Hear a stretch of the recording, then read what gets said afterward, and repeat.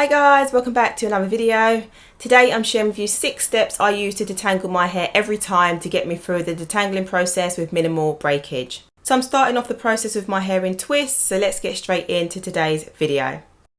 So step 1. So guys, I always start off the process with my hair in 4 sections and twist it up ready to get going with my detangling sessions. And you might want to do this as well if your hair is prone to knotting and tangling, because it's going to help you to achieve 4 things, which is to make the whole process easier and less overwhelming. It's going to help you to find the knots and tangles quicker. It's going to help to reduce the amount of time it's going to take to detangle your entire hair. And it also reduces breakage, which is the most important thing, especially if you're trying to grow and retain length. So moving on to step 2. So the next step is to add some water. Okay, so trying to detangle your hair dry and with no form of moisture is literally going to break your hair. So you need to make sure you add some water so your hair is more pliable and has enough elasticity within the strands so it can stretch comfortably and shrink back without causing breakage when you're combing it.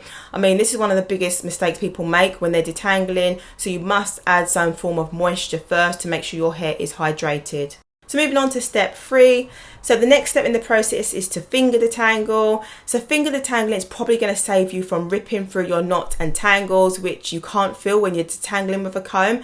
And I like to use this method beforehand so I can actually feel and see exactly where the knots and tangles are, and then I can remove them safely. So I start off with dividing my hair up and separating my strands as much as possible so I can find them and literally take my time pulling them apart strand by strand. The best time to detangle your hair is probably when you're at home all day and don't have, any other plans, because you'll be more relaxed knowing that you can take your time to get through the process, and this is going to reduce a lot of unnecessary damage from rushing it. So step number 4. So this was the game changer for me, adding some conditioner for extra slip. Slip refers to how lubricated a product makes your hair feel, and it's literally going to ease up the knots and tangles, making your strands glide past each other as it becomes loose. So since incorporating this into my detangling routine, it really has cut down on the amount of time it takes to detangle my hair. I mean, I don't generally time how long it takes, but I know for sure that it's not as long as it used to be, and I find the process a lot easier as well. When you're adding conditioner as well, you want to make sure that you add plenty of product and work it into your hair so that every strand is receiving what it needs to work more effectively. So moving on to step number 5.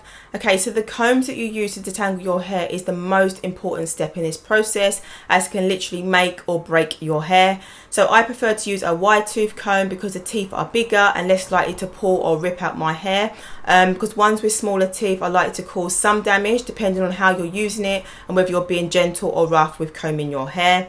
I mean, there are so many different detangler brushes out there, and although they may work well on some people's hair, it may not be the case for everyone. So I'd always advise to make sure you use a comb that works well with your hair and don't try to use combs that don't feel right. The comb that I'm using is the Detangling comb by Dyson. I was given this comb at one of their events some years ago, but I do use other combs as well, and sometimes I like to use a Denman brush. So it really depends on what I feel like using at the time. Okay, so here's a knot, and I want to show you what I do when I come across ones like these. Literally, I just pull out my small tooth comb and then I gently tease out my strands one at a time until all the strands have been released from the knot. I mean, there's occasions when the strands just can't be saved and, they're stuck. And then, in that case, I'll just get the scissors out and literally just snip it off. The ends of my hair as well tend to have, build up of knots and tangles. So I always like to go in with a small tooth comb just to smooth them out to make sure they're literally all gone. And the final stage, which is step 6. So once I've detangled that entire section, I literally repeat the same process throughout my entire hair, and then I'll twist it up all ready for washing, because I do all of this ahead of washing or wash day, and I wash my hair in twists, which helps keep my hair in place to prevent my hair from kind of tangling up again and knotting up during the washing process. So guys, that's everything done. Make sure you check the description box below. I always link the products and tools used in my videos. I hope you found this video useful. Please do give it a thumbs up if you did, and subscribe to my channel if you'd like to see more videos. Thanks so much for watching. Bye.